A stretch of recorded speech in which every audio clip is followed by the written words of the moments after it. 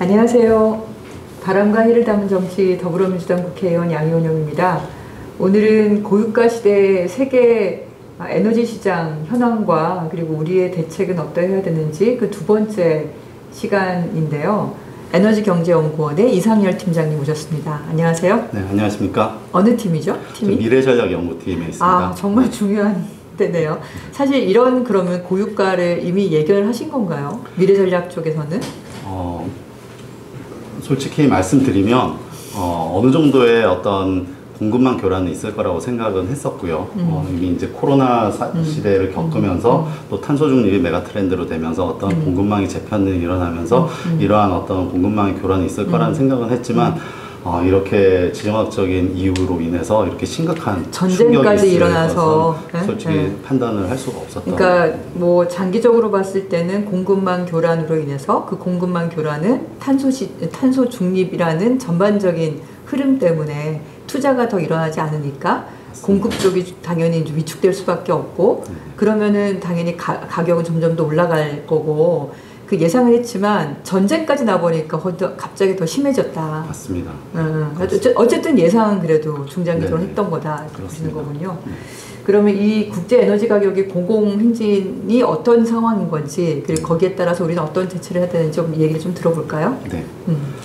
네, 먼저 첫 번째는 지난주에 말씀하셨던 것에 연결해서 좀 설명을 드리면 먼저 보시는 그래프는 이제 미국에서 유럽으로 LNG, 즉 천연가스를 얼마나 공급을 하였는지 그리고 그럼으로 인해서 미국 역내의 가스 재고는 어떻게 되었는지를 보여주는 그래프입니다. 2020년 1월부터 맞습니다. 2022년 5월까지 유럽 수출량이 점점 늘어나고 있네요. 들쑥날쑥하지만 그건 이제 겨울엔 늘어나고 맞습니다. 여름엔 줄어들고 하는 들쑥날쑥한 폭이 있다 하더라도 2021년 말부터 올해 초까지 굉장히 많이 늘었어요. 맞습니다. 그러면서 5년 평균 대비 재고 수준이 뚝 떨어졌네요. 맞습니다. 사실 러시아로부터 유럽으로 가는 공급량이 급감한 게 작년 겨울이었거든요. 12월에 러시아가 이제 야말 유럽 간에 대한 공급량을 벨라루스 쪽으로 지나가는 그 PNG 파이프라인입니다. 네, 그 양을 그쪽으로 가는 공급량을 러시아가 잠궜거든요. 그러다 보니까 유럽에 가스 대란이 오고 가스 시장에 가스 가격이 급등하니까 이제 미국에서는 LNG를 유럽으로 집중하여 공급함으로써 유럽 가스 시장을 좀 안정시키기 위해서 공급 수출량을 집중했고요. 그 이후로도 지금 계속 전쟁과 이후로도 계속 높게 수출량을 유지를 하고 있습니다. 그것 때문에 이제 말씀하신 대로 이렇게 재고 수준은 굉장히 떨어졌는데 사실 여기 한 달 정도가 조금 더 업데이트가 될 수 있는데 업데이트가 된다면 사실 6월에 생긴 미국의 LNG 수출 기지인 프리포트항에 지금 화재가 나지 않았습니까? 그렇죠. 네. 그러면서 사실은 수출이 좀 둔화되다 보니까 오히려 역설적으로 미국의 재고는 다시 또 평년 수준으로 올라온 그런 상황입니다. 근데 앞으로 계속 유럽 쪽으로 미국의 LNG가 가겠네요. 그건 맞습니다. 예상이 되는 거고 네네. 우리가 LNG 수입하는 데가 중동 쪽에서도 수입하고 미국에서도 수입하고 그리고 또 어디서 아프리카에서도 수입하고 저희 인도네시아 동남아 쪽에서 그렇게 수입을 하는데 그게 이제 유럽 쪽에서 LNG를 확보하는 경쟁이 되면서 이제 가격이 올라가고 있다. 그렇게 지난주에 좀 봤거든요. 네, 맞습니다. 그다음 좀 볼까요? 여기 야말 유럽 공급 중단 때 치솟았네요, 정말. 맞습니다. TTF라고 하는 건 유럽 쪽의 가스 가격이고 JKM은 아시아의 가스 가격이고 그리고 여기는 북미 쪽의 미국 가격이라고 보시면 됩니다. 헨리허브의 약자고요. 보시면 간단히 설명을 드리면 사실 재작년 동절기에 유럽이 가스를 많이 소비한 이후에 이제 역내 소진된 재고를 충전을 하고 있었는데요. 이제 러시아에서는 작년부터 사실 공급량을 차츰 줄이기 시작을 했었죠. 그리고 말씀하신 것처럼 작년 연말에 야말 유럽 라인을 공급을 중단을 하면서 가격이 800%. 이거는 이제 그래프는 사실 800%. 절대 가격이 아니라 이제 2021년 1월 가격을 기준으로 해서 증가율 퍼센트를 그린 겁니다. 그러니까 사실 상대 가격이 800% 맞습니다. 8배가 올라간 맞습니다. 거네요. 그리고 심지어 보시면은 전쟁 이후에 미국과 영국이 러시아산 석유 금수 조치를 발표했을 때는 10배가 올라갔던 10배, 2021년 1월 기준으로 10배가 뛴 거네요. 네네. 가스 가격이. 네네. 유럽의 가스 가격이 그런 거고, 그렇습니다. 그것 때문에 아시아도 조금씩 영향을 받고 있다, 이게 보여지는 거네요. 네, 사실 이게 이제 그 각각의 가격의 증가율로 그려서 그렇고요. 만약에 그 레벨 숫자로 본다면 사실 원래 유럽이 아시아 LNG보다 훨씬 싼 수준이었거든요. 네. 아시아는 이제 LNG라는 어떤 그런 특수한 형태로 우리가 수입을 할 수밖에 없기 때문에 늘 아시아 프리미엄을 안고 훨씬 한 2배 가까운 수준의 저희가 가격을 지불하고 있었는데요. 지금 현재는 비슷한 수준으로 움직이고 있습니다. 레벨 자체를 보면요.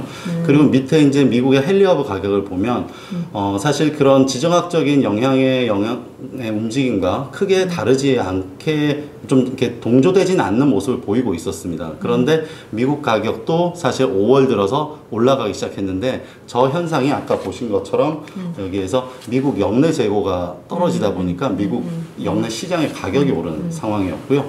그런데 프리포트항 화재로 인해서 수출이 줄어들다 보니 또 미국 가격은 다소 안정화되었고 최근에는 이제 미국의 혹서기가 좀 빨리 찾아와서 지금 냉방 수요가 급증해서 문제지 않습니까? 네네. 그래서 다시 또 지금 가격이 조금 올라가고 있는 그런 모양새입니다. 네네. 가스 발전이 늘어나면서 그렇게 되고 맞습니다. 있군요. 네. 다음 보시면 석유 시장에 뭐 전반적으로 가격이 계속 올라가고 최근에 와서 경기 침체로 약간 떨어지긴 했어요. 맞습니다. 네네. 이게 얼마나 갈지 모르겠네요. 저희 연구원의 전망에 따르면 아마 하반기 수준에는 상반기 동안에는 지금 현재 약간 100불을 횡보하는 그런 수준으로 갈 거로 지금 전망을 하고 있고요. 배럴당 맞습니다. 130까지 올라갔다가 이제 100불 왔다 갔다 하는 수준으로 계속 갈 거다. 근데 그것도 네네. 굉장히 고유가 아닌가요? 맞습니다. 100달러 정도도. 네. 하지만 130보단 떨어졌기 맞습니다. 때문에 좀 네네. 안도는 하지만 기본적으로 원유 가격이 100달러에서 왔다 갔다 하는 건 굉장히 고유가 시기가 계속 갈 거다 이렇게 보여지는 거군요. 맞습니다. 작년 상반기에는 유가가 40달러 수준이었기 때문에 그렇죠. 네네 그거에 비하면 뭐 100불도 지금 사실 그러니까 우리가 에너지 수입을 90% 이상을 하고 있는데 전체 에너지에 그게 유가가 40달러이냐 100달러이냐는 사실 수입하는 가격이 2배 이상으로 늘어나는 거잖아요. 네네, 맞습니다. 이번에 작년에는 가격이 많이 올라갔을 때 뭐 그럴 때는 거의 200조 원 수입 가격이 에너지 수입 가격이 네네. 그렇게 되고 100조 원 이하로 떨어지는 경우도 있더라고요. 저유가일 때는. 네네, 근데 한동안은 에너지 수입 가격이 뭐 그러니까 뭐 100조 원 이상이 올라가는 거는 늘상 일어날 일이다 이렇게 봐야겠네요. 네, 당분간은 그렇게 보입니다. 네네. 근데 석유만이 아니라는 거 아니에요? 지금 석탄도 맞습니다. 난리네요. 네, 석탄이 사실은 증가율이라든지 어떤 그 불확실성, 변동성을 얘기했을 때는 가장 지금 취약한 그런 에너지 원인이고요. 석탄은 워낙에 낮은 가격이었었습니다. 그리고 글로벌 탄소 중립과 에너지 전환 움직임이 메가 트렌드가 되면서 신규 투자가 워낙에 안 이루어졌고요. 그리고 석탄의 수요도 점차 줄어들었는데 그러니까 수요가 줄어들고 그리고 탄소 중립이 메가 트렌드고 그러니까 석탄 발전소는 이제 앞으로 문 닫는다 이런 결정이 계속 발표가 되니까 석탄 탄광 광산에 대한 투자는 점점 더 줄어들었을 테니까 맞습니다. 추가 석탄이 나올 리가 없고 그래서 석탄이 좀 더 필요한 거 아니냐 이렇게 봤더니 가격이 급격하게 올라간 거군요. 맞습니다.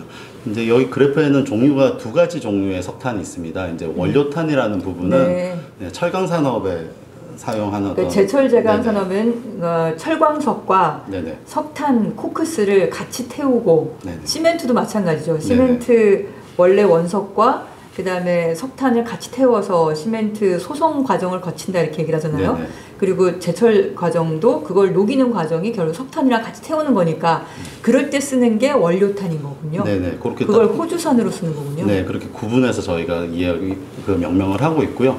일반적으로 보시면은 원료탄이 그 연료탄보다 한 2배 정도 비싼 수준에 항상 가격이 형성되어 있습니다. 원료탄이 더 비싸다. 네네. 그런데 최근에는 막 일시적인 현상으로 보이긴 하지만 최근 한 달 역전됐네요. 정도는 역전까지 될 정도로 지금 발전용 연료탄에 대한 수요가 급증한 그런 상황입니다. 석탄 발전에 대해서 사람들이 갑자기 찾기 시작한 맞습니다. 거네요. 네네. 가스 가격이 올라가니까. 근데 이게 가격이 지금 거의 한 7배가 뛰었네요. 한 5배에서 6배가 네네, 뛰었군요. 그렇습니다. 지금 한 400불 정도, 그 연료탄 같은 경우는 400불 정도 한 4배가 뛰었군요. 네네. 얘는 4배가 뛰었고, 초록색은 한 3배가 뛰었고. 네네, 보통 피크를 칠 때 그랬고요. 지금 철강, 석탄 가격이 워낙 높다 보니까 철강 산업에서 어떤 경기도 안 좋고요. 그러다 보니 철강 산업에서 수요가 좀 줄어들다 보니 오히려 또 원료탄은 이제 가격이 떨어진 그런 현상을 보여주고 있습니다. 볼까요? 종합해서 이제 그 다음 보면 원유는 44.4%, 천연가스는 94.1%. 이게 다 이제 2021년 1월 기준을 봤을 때 그 이후보다 이렇게 늘어났다는 거죠? 이거 원별로 조금 기간은 조금 다른데요. 보면 전쟁 전과 후를 비교한 겁니다. 전쟁 전 1년 동안 그리고 전쟁 후 한 4개월간 그 가격을 비교한 석탄이 제일 많이 늘었네요. 네네. 비싸졌네요. 가장. 그리고 에너지 변동성 지수는 그거랑 또 다른 거. 몇 퍼센트가 더 변동됐냐. 일일 변동성이 얼마나 심해졌냐라는 것 좀 지수화한 거고요. 원유랑 천연가스는 한 2배 정도 변동성이 높아졌고 석탄 한 3배 정도 높아진 그런 거예요. 네. 다음 볼까요? 네. 무역 수지 추이. 그러다 보니까 우리가 수출 열심히 하지만 그렇게 벌어들인 돈으로 수입해가지고 마이너스가 된다는 거 아니에요? 네, 맞습니다. 네. 사실 오늘 보면은 7월 수출입 동향도 산업부에서 오늘 발표를 했더라고요. 그 잠정 통계인데, 근데 아니나 다를까 7월도 에너지 가격 때문에 무역 수지가 적자를 기록을 했습니다. 우리가 에너지 수입을 줄일 방법을 찾는 게 무엇보다 중요하겠습니다. 맞습니다. 열심히 일해가지고 다 수출했는데 그렇게 벌어들인 걸 가지고 지금 이렇게 고유가 치는, 그러니까 고공행진하는 석탄, 가스, 석유 사는데 돈 다 써버리고 마이너스까지 된 거 아니에요? 맞습니다. 지금 이렇게 마이너스가 된 거죠, 지금. 그렇죠? 맞습니다. 네.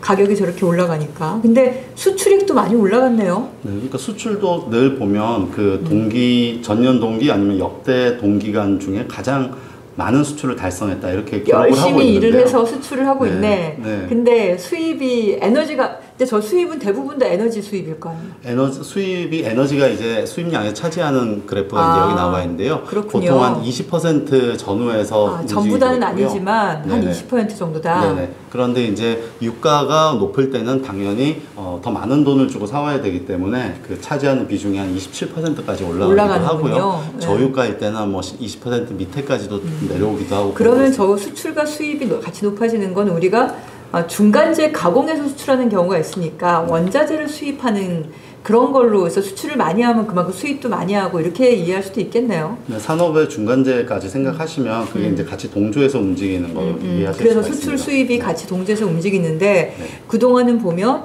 총 수입액이 수출액보다는 낮았던 거죠. 그러니까 네, 맞습니다. 수입이 낮았죠. 네, 네. 수입액이 수출액보다 낮게 계속 와서 우리가 그래도 판매하는 거에서 벌어들이는 게 더 많았는데 맞습니다. 에너지의 가격이 높아지면서 수입액이 그러니까 수출액을 증가하게 된 거네요. 추월하게 된 거네요. 네. 네. 같은 에너지를 사오더라도 같은 양을 사오더라도 더 많은 돈을 지불할 수밖에 없는 상황이 되어서 그런 현상이 나타나고 있습니다. 딱 이렇게 거의 같이 움직이네요. 맞습니다. 네, 네. 이 위에 있는 게 석유 수입 단가이고 네. 총 수입액 에너지 비중. 네. 그러니까 유가가 높아지면은 총 수입액에서 에너지 비중이 높아지면서 그러면서 이제 적자가 생기고 있는 겁니다. 네. 네. 다음 볼까요? 네, 이 부분은 저희 연구원에서 예측을 한 부분입니다. 저희 연구원에서 아까 말씀드렸던 금년의 국제 유가 수준을 금년의 남은 기간 동안에 대입을 해봤을 때 작년과 동일한 양의 우리가 에너지를 사올 때 그리고 수출도 작년의 구조로 무역수지 구조로 가져갈 때 적자폭이 어느 정도 될 것인가 하는 거를 대략 산출해 본 거고요. 보시면 여기 화면에는 이제 숫자가 빠져 있는데 이제 요 그래프는 이제 작년의 에너지 수입액 대비 증가분입니다. 그러니까 사실 이 금액으로 에너지를 사온다는 게 아니라 작년보다 더 줘야 되는 증가분만 나타내는 그림이고요. 저기가 10억 달러니까 예를 들면 네. 2022년 1월 달에는 9억 달러. 9억 달러면은 9천억인가요? 더 한 1조 정도 되고 환율하면은 네, 한 1조. 1조. 그걸 1조 추가 비용으로 추가 내고 우리가 에너지를 사왔다. 네. 이 부분은 실적치기 때문에 실제 그렇게 했다는 부분이고요. 여기 이제 향후 전망 기간입니다. 그래서 기준안이 빨간색인데 여기는 나와 있지 않고 중간선을 보시면 되겠습니다. 중간선이 기준안이고 고유가일 경우에도 뭐 수천억에서 뭐 1조, 수천억 정도는 기본 더 내고 우리가 에너지를 사와야 되는 상황이다. 그 말씀이네요. 그렇죠? 네. 그래서 연간 이 수입액 증가분을 연간으로 해보면 한 600억에서 700억 불 사이에 추가 비용 발생분이 생기는 걸로 보이고요. 600억 불. 네. 600억 불이면 우리나라 돈은 얼마죠? 한 70조 정도 70조. 겠죠. 네. 아, 지금 이게 월별이군요. 네네, 이건 월별이니까 이걸 1년 네네. 합쳐보면은 한 70조 정도를 네네. 1년에 더 돈을 내고 맞습니다. 사와야 되는 상황이다. 유가가 올라가면. 네, 웃돈 같은 거죠. 그러면서 그 70조가 사실은 일반 국민들께서는 보시기에 딱 와닿지 않으실 수 있는데요. 이제 작년에 우리가 반도체를 수출해서 벌어들인 수출 금액이 한 1280억 불 정도 되거든요. 아. 그러니까 그 절반 정도에 되는 금액을 추가 비용으로 한 130조, 135조 정도를 맞습니다. 우리가 반도체를 팔아가지고 벌었는데 절반은 다시 70조를 에너지를 사오는 거에 단지 가격이 올랐다는 이유로 더 내고 사온 거네요. 맞습니다. 안타까운 그런 상황이죠. 그러니까 에너지 수입을 어쨌든 줄이는 게 무엇보다 중요하겠습니다. 우리나라 경제에서는. 맞습니다. 예, 예. 네. 이거는 이제 뭐 그 전체 합계를 가지고 무역 수지를 추정한 거고요. 그래서 연말까지 현재 추세가 계속된다면 아마 2008년 금융위기가 우리가 연간 기준으로 무역 수지가 적자를 기록한 마지막 해인데요. 지금 한 14년 만에 다시 또 연간 기준으로 무역 수지가 적자를 기록할 수도 있다는 그런 그래프를 보여주고 있습니다. 월로 적자를 한 적은 있었지만 연간 기준으로 네. 무역 수지가 그러니까 수출한 것보다 수입을 더 많이 하는데 돈을 더 많이 준 그런 경우는 14년 만에 거의 처음 있는 일이 될 거다. 네, 맞습니다. 만약 이번에 올해가 이 상태로 그냥 간다면. 네네. 네. 자, 다음 볼까요? 네. 네, 사실, 네. 그랬을 때 이제 국민 경제 영향이 당연히 교통 쪽이 다 휘발유 경유 가격이 지금 올라가니까 아무리 유류세를 깎는다 하더라도 원래 가격이 있으니까 그렇죠? 원가 가격이 반영이 되다 보니까 아무리 유류세를 깎는다 하더라도 영향을 미치는 거죠. 네네. 네. 사실 국내 물가가 6월 같은 경우에는 이제 전체적으로 소비자 물가 같은 경우는 6% 전년 동월 대비 증가를 했는데요. 이제 품목별로 그거를 이제 요인 분해를 해본 그래프고요. 의원님 말씀하신 것처럼 교통 부분은 이제 보통 석유 가격에 연결이 많이 되어 있는 품목들이 들어가 있다 보니 우리나라 같은 경우에는 석유 제품 같은 경우에는 시장이 자유화되어 있어서 국제 가격의 충격을 그대로 받다 보니 유류세 인하에도 불구하고 가장 높은 물가 상승을 가지고 있고요. 그래서 전체 소비자 물가 상승은 견인하고 있다 이렇게 보실 수 있을 것 같고요.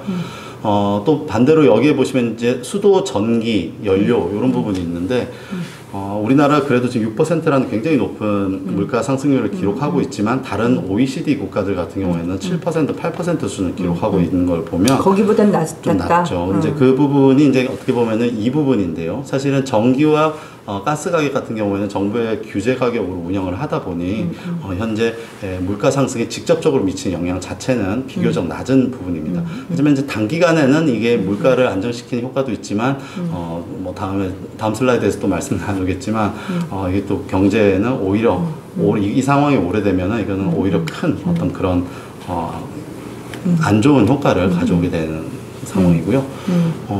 요 설명은 이제 조금 더 드리면은 이제 위에 부분은 말씀드린 것처럼 석유 제품 같은 경우에는 사유화되어 있고요.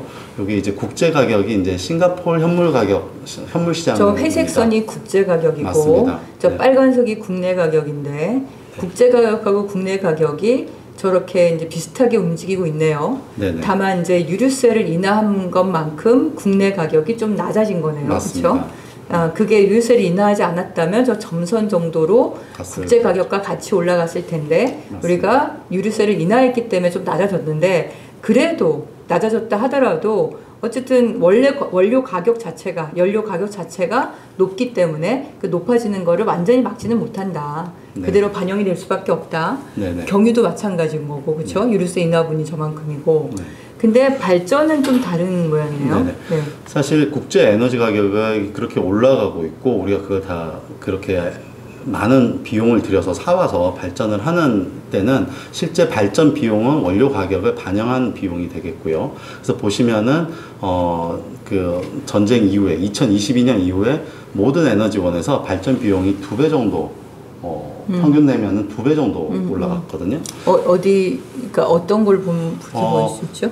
그건 이제 그 전체적인 가중 평균을 했을 때 아마 요걸 보시는 게 더 나을 것 같습니다. 요게 이제 전력 도매 시장에서 결정되는 도매 가격 S&P가 있고요. 그리고 뒤에 이제 배경으로 있는 것은 이제 한전에서 도매 시장에 전력을 사오면서 지불한 전력 구매 비용, 총 비용이라고 생각을 하시면 되고요. 그럼 S&P 가격하고 정산 비용엔 차이가 크네요. 요거는 지금 단위가 달라서 이제 그렇군요. 그렇고요. 그러면 이 빨간색은 패턴을 보시면 될 거고요. 패턴만 보면 된다. 이 빨간색은 사실 킬로와트 아워당의 단가고요. 전기를 사올 때. 이쪽으로 보는 거군요. 네네. 단가로 보시면 되고 150원에서 200원 정도 사이. 낮은 경우는 한 50원까지 떨어지는 50원 경우도 이하도 있었습니다. 50원 이하도 있었는데 그 200원까지 그게 이제 S&P 가격이라고 얘기를 하는 건 도매 시장에서 한국전력공사가 발전회사로부터 돈을 주고 사올 때의 단가죠. 단가가 도매시장 단가다. 이 빨간색 선은 도매시장 단가가 50원 약간 이하에서부터 거의 200원까지 뛰었네요. 200원은 정말 이례적인 상황이었던 거고요. 최근에 4월에 월 평균 S&P가 200원을 넘었었죠. 202원이 됐고요. 그 후에 지금 잠깐 내려간 거는 사실 그 LNG 가격, 현물 가격이 너무 비싸다 보니 정부에서 현물 수입을 최소화하는 그런 정책을 하면서 우리 국내 LNG 수입을 하는 수입 단가 자체를 좀 떨어뜨렸습니다. 그래서 이제 좀 다시 조금 내려온 그런 게 있고요. 단가 자체가 높아지다 보니 한전에서 발전사들에게서 사오는 전력의 총 구매 비용 정산 금액도 이렇게 보시는 올라가네요.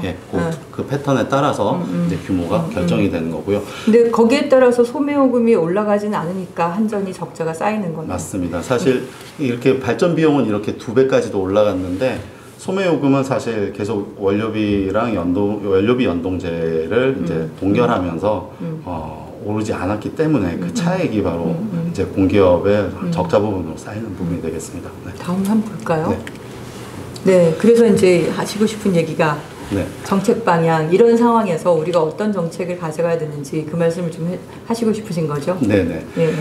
저희는 이제 2개 정도로 이제 시간의 범위를 2개 정도로 나눠서 좀 정책을 제시를 하고 있습니다. 저희 가장 먼저는 이제 1년 내외 한시전략으로 좀 단기적인 전략인데요. 이 부분은 사실 국제 에너지 가격이 워낙에 빠르게 급변하고 있고요. 그리고 급등하다 보니 그리고 또 우리나라는 워낙에 에너지를 많이 수입을 하고 여기에 따른 영향이 워낙 크다 보니 이 충격을 최소화하는데 단기 전략에 초점을 맞춰야 된다라는 그 아이디어를 가지고 제시를 한 부분이고요. 그래서 세부적으로 보시면 첫 번째로는 먼저 조세 정책입니다. 그래서 경제의 조세 부담을 최소화하고 완화시키는 그런 정책을 가려고 하는 거고요. 이미 현재 정부에서 시행을 하고 있죠. 유류세 인하라든지 그리고 또 LNG나 석유 제품의 할당 관세를 한시적으로 면제함으로써 국내에서 형성되는 소비자 가격 인상 요인 자체를 최소화하려고 하는. 그러니까 워낙에 유가가 급등하다 보니까 그 충격이 바로 이제 소비자들에게 가는 건 너무 큰 충격일 수 있으니 세금이라도 좀 낮춰가지고 그 충격을 좀 최소화시키자. 하지만 그럼에도 불구하고 가격은 올라가는 거는 막기는 어렵다. 맞습니다. 충격을 좀 약간 줄이는 차원의 역할. 세수를 줄이는 거고, 그렇죠? 말씀하신 것처럼 사실 이게 단기 전략이라고 구분을 별도로 한 이유는 사실 이렇게 조세 정책을 통해서 그 가격 인상 요인을 최소화하는 것은 이제 단기적인 충격은 최소화할 수 있지만 말씀하신 것처럼 궁극적으로 세수의 감소를 초래를 하고요. 그럼 언제까지 할 수는 없는 거죠. 맞습니다. 그리고 또 사실 에너지 가격이 충분히 시장 가격을 반영하지 못하면 수요가 반응을 하지 못하기 때문에 사실 에너지 소비가 더 늘 수도 있고요. 그렇기 때문에 사실 우리가 장기적으로 가고자 하는 에너지 전환이라든지 탄소 중립에도 어떻게 보면 또 역행하는 그런 사인이 될 수도 있기 때문에 어쨌든 석유 가격이 비싸면 그 가격에 따라서 소비자들이 석유 소비를 줄일 수 있을 텐데 맞습니다. 석유 가격을 비싸지 않게 싸게 유지하려고 노력하면 그럼 수요가 줄어들지 않으니까 맞습니다. 오히려 더 문제가 생길 수 있다. 맞습니다. 그 말씀인 거잖아요. 그래서 그러한 부작용들이 있기 때문에 이런 정책은 이제 한시적이고 단기적인 정책으로 중요하다 이런 말씀을 드리고 있고요. 그리고 이번 같은 경우에 LNG 도입 전략 같은 경우에는 우리나라의 어떤 특수성 상황을 좀 반영을 하고 있습니다. 우리나라는 LNG를 전량 수입을 하고 있는데 LNG가 난방과 발전에서 매우 중요한 역할을 하고 있고요. 그리고 앞서 보신 것처럼 국제시장에서 LNG에 대한 어떤 국가 간 경쟁이 굉장히 치열하기 때문에 우리가 장기 계약으로 도입을 하고 있는 이 LNG에 대해서는 차질 없이 우리가 계속 인수할 수 있고 그러기 위해 노력을 해야 되고, 그리고 특히 동절기가 이제 곧 도래할 텐데 유럽도 지금 동절기 도래하기 전에 재고 수준을 어느 정도 채우기 위해서 여러 가지 다양한 노력을 취하고 있는데, 우리나라도 동절기 도래하기 전에 안정적인 어떤 재고 수준을 갖출 수 있는 그런 전략 수립이 매우 필요한 상황이다 하는 말씀입니다. 그리고 마지막 같은 경우는 수요 관리인데요. 사실 이게 가장 국민들께서 같이 함께 해주시고 관심을 가져주셔야 될 부분인 것 같아요. 지금 우리 국제 에너지 시장이 우리 국내에 미치는 영향이 이렇게 많이 크고 굉장히 중요하다는 것에 대한 국민적인 홍보를 지속해야 될 것 같고요. 그래서 에너지 수요 절감을 위한 국민적 공감대 형성이 무엇보다 필요하다고 생각을 하고요. 특히 금년 하절기 같은 경우에는 전력 시장에서 그 고유가가 반영이 되는 그런 시기랑 겹치는 상황입니다. 앞서 보시면은 결국에는 LNG 가격이 유가에 연동이 되어서 들어오고 있고, 그 LNG 가격이 전력 도매 시장의 가격을 결정하는 구조다 보니 그런데 그 시차가 한 5개월 정도 발생을 하거든요. 그렇기 때문에 전쟁이 2월 말에 발생했고 3월부터 유가가 100불이었는데 거기에다가 5개월 정도의 어떤 후행하는 시간을 더해보면 금년 여름이 전력 피크 시기이면서 동시에 전력 도매 요금 발전 비용이 상당히 높아질 수 있는 그런 시기이기 때문에 전력에 대한 어떤 수요 관리라든지 에너지 절약은 어느 때보다 더 중요한 그런 상황이라고 보입니다. 쉽지 않은 그 상황이에요. 그 다음에 보시면 그 다음은 이제 중장기적으로 우리가 나아가야 할 방향인데요. 사실 가장 중요한 부분은 원가주의 가격 정책의 확립입니다. 사실 지금처럼 아까 말씀드린 바와 같이 전력과 가스 가격은 이제 규제 가격이다 보니 사실 이렇게 에너지 가격이 급등할 때는 그 얘기가 뭐냐? 전력과 가스 가격이 규제 가격이다 이 말은 전기 요금하고 가스 요금은 원래 연료가 비싸도 소매 요금은 억지로 낮춰서 규제를 해가지고 낮추고 있다. 그럼 그 차익으로 인한 적자는 누가 부담을 할까요? 사실 가스와 전력은 이제 국내 이제 법령상으로 공기업이 독점해서 공급하도록 되어 있습니다. 가스 같은 경우에는 도매 판매 같은 경우에는 가스공사가 하도록 되어 있고요. 그리고 전력 같은 경우에는 소매 판매 부분을 한전이 맡도록 되어 있고요. 그래서 그 공기업들이 그 차액은 적자 혹은 미수금으로 처리를 해서 이제 감당을 하고 있는 부분이죠. 그 적자를 결국엔 누군가 부담을 해야 되는 상황이잖아요. 결국엔 국민의 세금이고 우리 경제에 부채로 계속 쌓인다고 이렇게 인식을 하시면 될 것 같습니다. 그러니까요. 지난번에 제가 말씀을 드렸었는데 주택용 전기요금을 여름에 가장 많이 쓰는 가구가 9억이 넘더라고요. 한 달에. 한 달에 9억이 넘는 돈을 주택용 한 가구에서 내고 있어요. 그래서 얼마나 큰 집에서 살면서 낼까 이게 궁금하긴 하던데 개인정보 때문에 누구라고 이제 밝힐 수는 없고, 근데 그런 분들한테 어쨌든 우리가 비싸게 가스와 석탄과 석유를 사서 전기를 생산을 하는데 그거를 싸게 이렇게 유지를 계속 해주면 그렇게 전기요금을 많이 내는 사람한테는 특별하게 더 많이 우리가 혜택을 주는 형태가 지금 되는 거죠. 그렇게 이해할 수도 있죠. 네, 그러니까요. 그래서 원가가 높으면 물론 충격은 최소화시키기 위해서 우리가 휘발유나 경유 가격에서 유류세를 인하하는 것처럼 충격을 최소화시키기 위한 여러 방법은 써야겠지만, 그렇다고 원가를 반영하지 않고 계속 싼 가격에만 공급을 하게 되면 그 도매 가격과 소매 가격의 차이로 인한 적자, 이 문제를 결국 국민 세금으로 내게 되고, 또 에너지를 더 많이 쓰는 사람, 전기를 더 많이 쓰는 사람에게 우리가 훨씬 더 많이 혜택을 주는 형태가 되는 거 아닙니까? 네네. 대기업들은 월 전기요금을 1,000억, 2,000억씩 내더라고요. 그러면 그걸 우리가 깎아준다는 건 몇백억씩 깎아준다는 얘기인 거잖아요.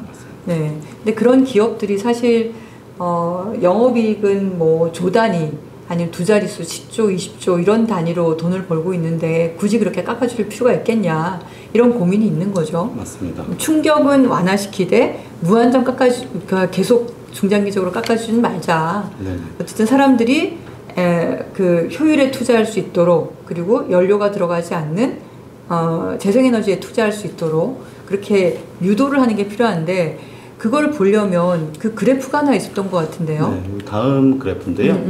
네. 이 그래프가 보이고 있는 것은 이제 사실 우리나라 전체 총 에너지 1년간 사용했던 공급하고 소비한 총 에너지에서 에너지 수입 의존도, 맞습니다. 수입량 비중이고요. 그리고 이거 뭐 빨간색 꺾은 그래프는 재생에너지 네, 재생에너지의 비중입니다. 사실 우리는 재생에너지 말고는 전량 다 수입을 하기 때문에 사실 이거는 이 두 그래프는 이렇게 트레이드오프 관계로 역역관계로 갈 수밖에 없는 원전의 해결료도 우리가 수입을 하고 맞습니다. 있고, 석탄도 수입하고, 뭐 강원도에 석탄 광산 다 문 닫았잖아요. 네네. 그러니까 석탄도 수입하고 가스도 수입하고 석유도 수입하고 다 해결료도 수입하는데, 어쨌든 재생에너지는 수입을 하지 않으니까 재생에너지 비중이 높아지는 것과 에너지 수입 의존도가 떨어지는 게 이게 네, 딱 교차하는 거죠. 그러니까 결국 연료가 필요 없고 국산 에너지인 재생에너지를 늘려야 된다. 에너지 효율을 높이고, 그렇죠? 그 두 가지가 아까 전에 걸 잠깐 볼까요? 비용 보전하고 페널티 인센티브 설계를 하는 ERS 제도라는 게 있는 거네요. 네, 사실 ERS 제도는 에너지 절약 의무화 제도라고 해서 현재는 이제 발전이나 에너지 공급하는 공기업에만 적용을 하고 있습니다. 근데 수요 기업들이 해야 되지 않을까요? 에너지 효율은? 그러니까 그 에너지 공급하는 기업이 자기 고객들에게 대용량 고객들에게 이제 수요 관리라든지 효율 관리에 대한 어떤 유인을 주고요. 그리고 거기에 대해서 컨설팅을 한다든지 아니면 설비 효율 개선에 대한 투자를 하고 지원해 줄 수 있는 그러한 다양한 형태의 어떤 방안을 유도를 하기 위한 제도인데요. 근데 사실 이런 비용 보전이라든지 페널티 인센티브가 구체적화되어 있지 않아서 그 실적 자체가 매우 이렇게 우수하게 나타나고 있지는 않습니다. 근데 결국에는 의원님 말씀하신 것처럼 원가주의 가격이 체제가 확립이 되어지 있지 않기 때문에 효율 개선에 투자 유인이 많이 약한 그런 그렇죠. 상황입니다. 네. 이게 너무 충격이 크진 않지만 어쨌든 서서히라도 이렇게 가격이 올라가야만 어쨌든 뭐 우리가 세금으로 에너지를 많이 쓰는 사람에게 혜택을 주는 형태는 옳지 않은 거잖아요. 사실 탄소 중립이라고 얘기하는 그런 시대에는. 다음 넘어갈까요? 다음 하나 더 가면 네. 그 부분은 이제 장기적으로 대응을 해야 되는 부분의 이제 마지막 꼭지인데요. 결국에는 공급망을 강화해야 된다는 부분이고요. 첫 번째 이걸 두 개로 구분을 해봤습니다. 하나는 전통에너지와 그리고 또 이제 에너지 전환을 통해서 이루어질 청정에너지 시스템에서 필요한 광물과 어떤 해외 수소 등에 대한 어떤 공급망을 구분해 봤고요. 전통에너지 같은 경우에는 향후에 당분간은 안타깝게도 전통에너지 확보를 위한 국가 간 경쟁이 매우 치열해질 것이고 그리고 높은 수준의 에너지 가격이 당분간 유지가 될 것이기 때문에 안정적인 공급망을 유지하기 위해서 우리 우호국을 중심으로 한 공급망을 체계를 다양화하고 제고해야 되는 그런 노력을 해야 된다라는 부분이 되겠고요. 두 번째는 사실 좀 놓치기도 좀 쉬운 부분인데요. 우리가 탄소 중립 시대로 가면 그러면 에너지를 더 이상 수입을 해줘야 안 해도 되지만 물론 청정에너지 시스템에도 상당한 광물과 해외 자원의 수입이 필요합니다. 리튬, 코발트, 니켈, 백금족들도 수소 용제에 굉장히 중요한 역할을 하는 거군요. 네? 그리고 풍력이나 전기차 이런 데 히토류들도 많이 필요하고 이런 게 대부분 우리나라에 없고 다 중국, 호주, 칠레, DRC라고 하면 콩고 공화국을 그렇군요. 콩고, 인도네시아, 남아공 이런 나라들에 지금 있는 거네요. 맞습니다. 그리고 여기 수요 증가 부분도 한번 보실 만한데요. 여기 이제 엄청나게 빠르게 많이 증가네요. IEA에서 예측을 한 겁니다. 지금 2030년에 이렇게 증가할 거라고 예상된다는 거 아닙니까? 네, 그 각국이 선언한 그런 탄소 중립이나 에너지 전환 이행 계획이 이행된다고 봤을 때 재생에너지를 확대하는 걸로 가고 맞습니다. 전기차로 다 전환하는 걸로 가니까 앞으로 2030년까지 사실 1990년 대비 거의 한 절반 가까이 온실가스를 줄여도 현재 이 기후변화를 완전히 막기는 어렵다 이렇게 얘기할 정도니까 그러면 그렇게 한다면 이만큼 많이 증가할 거니까 이걸 누가 확보할 거냐가 진짜 전쟁이 되겠네요, 이것도. 맞습니다. 그리고 보시다시피 특정 국가에 많이 편중되어 있어서 또 새로운 자원민족주의가 될 가능성이 많고, 특히 우리나라 입장에서는 보시면은 중국이 생산과 처리 둘 중에 한 가치 사슬 중에서도 어느 한 곳에서라도 중국이 안 들어가 있는 데가 잘 없습니다. 그러다 보니 사실 최근 이루어지고 있는 뭐 IPF라든지 여러 가지 경제 안보 동맹이라든지 이런 데서 우리가 중국과의 관계를 앞으로 어떻게 나가야 될 것인가에 대한 전략적인 어떤 그런 전략이 필요합니다. 우리나라의 어쨌든 지정학적인 위치 자체가 네. 저는 그 지리적인 위치도 그렇지만 경제적인 위치를 봤을 때도 또 탄소 중립 이런 고유가 시대에서의 우리의 위치를 봤을 때 이게 어느 한 나라의 그 치우치는 그런 외교를 해서는 참 위험할 수밖에 없다. 네. 미래를 위해서도 그게 극명하게 보여주는 거네요. 그렇습니다.